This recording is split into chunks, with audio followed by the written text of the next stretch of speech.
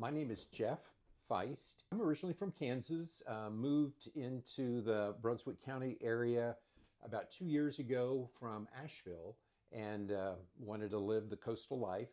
And that's how I ended up down here. I work out at a local gym here at a community college, and I see a lot of people my age, men and women, working out. And I noticed we all are kind of getting these bulging veins in our legs. My legs were feeling pretty heavy, especially if I was standing a lot or working out. And I noticed that the tops of my legs where the socks came in were swelling.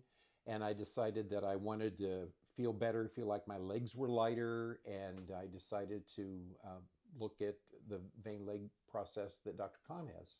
My first visit, I really wasn't sure what to expect, honestly. They were very nice over the phone when I made the appointment. They tried to, make me feel welcome. And so I initially met with a nurse who clinically kind of explained using charts, showed diagrams of my leg veins and which veins were critical and which ones were not performing well. So after a really good overview education of what was going on, we then went into doing a sonogram of my legs. What they were able to do with the sonogram is actually map out each vein going up and down my legs, and they could tell how much blockage was there. It was really an interesting diagram that they gave me at the end that showed my body, and it showed the front of what my legs look like vein-wise and what the back of my legs look like vein-wise. And they indicated in red which veins would be treated. The ones that were in black were the ones that were not to be touched. The sonogram process was very easy. They used something about the size of the top of a cell phone, and they have a gel on there, and they just run it up your leg. And as they're running that along, they're putting in data to show which parts of the vein were blocked. When we started the actual treatments, I ended up with a laser ablation treatment on the front and back of each leg. So that was 4 visits for that. Then following those treatments, there were injection treatments with just a regular syringe that were done in separate situations. Again, front leg, back leg of each leg.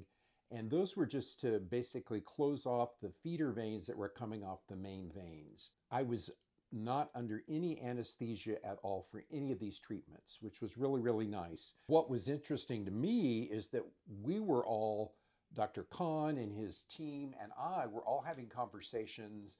They would sometimes riff to some of the music that was playing. It was a very relaxed, low stress environment. It was almost like we were having a conversation during the whole process. The recovery was really easy. I would have to wear the compression stockings that were thigh high. I would wear them immediately after the treatment. I would wear them all night for 48 hours.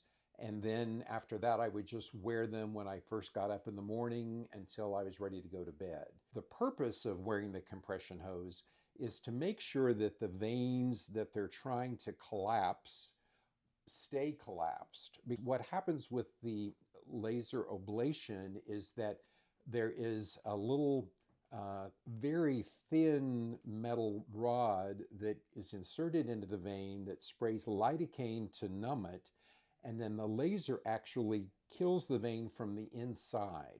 There's no smell, there's no smoke, there's no sound of any of that, but you don't want the veins to reopen. And so that's why the compression hose, and you wear that basically through the whole duration of your treatment series. I was wearing them under my sweatpants when I was at the gym. I was wearing them under my jeans at home, under my dress slacks when I had formal things. It was very unobtrusive, and it provided support, and it did keep all of the veins closed that were supposed to be closed. The other thing with the treatment is that you can't take just a scalding hot shower, because the hot water on your legs could cause the veins to reopen. You just had to take a little bit more of a lukewarm shower. Every time after I had a treatment, I would drive home and I would walk for an hour, which they encourage you to walk for an hour after you have a treatment, again, to help make sure the veins stay collapsed. And I had no problems walking. I had no pain. I never took any Advil, aspirin, or any kind of pain medicine after any of my treatments. It was very low pain. And the only thing I ever felt was just maybe a little pressure.